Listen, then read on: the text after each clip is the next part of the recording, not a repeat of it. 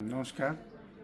আজকে আমি পার্লামেন্টে আন্ডার রুল 377-এ কুচবিহার স্পোর্ট হাব নিয়ে প্রশ্ন করেছি যে 2023 সালে 15ই জানুয়ারি যে স্পোর্টস হাবের শিলান্যাস নিউ কুচবিহারে কেন্দ্রীয় ক্রীড়ামন্ত্রী এবং কেন্দ্রীয় ক্রীড়া প্রতিমন্ত্রী তারা দুজনে মিলে ভূমি পূজন করেছে, কিন্তু আজকে অবধি সেখানে একটা ইটও গাঁথা হয়নি।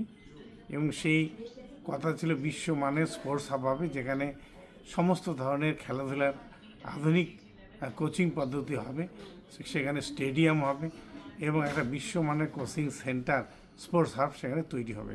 কিন্তু 2023-এর লোকসভা নির্বাচনের আগে, 2024-এর লোকসভা নির্বাচনের আগে 2023-এর 15ই জানুয়ারি এখানে আনুষ্ঠানিকভাবে ভূমি পূজন করেছেন, কিন্তু আজও সেখানে কাজ শুরু হয়নি।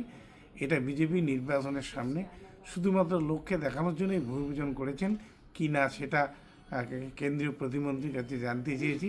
অবিলম্বে কেন্দ্রীয় প্রতিমন্ত্রী তার লিখিত জবাব আমাকে দেবেন। সেই জবাব পেলেই দুধকে দুধ, পানিকে পানি হয়ে যাবে। আদৌ কুচবিহার স্পোর্টস হাব হবে কি না সেটা আমরা জানতে পারবো।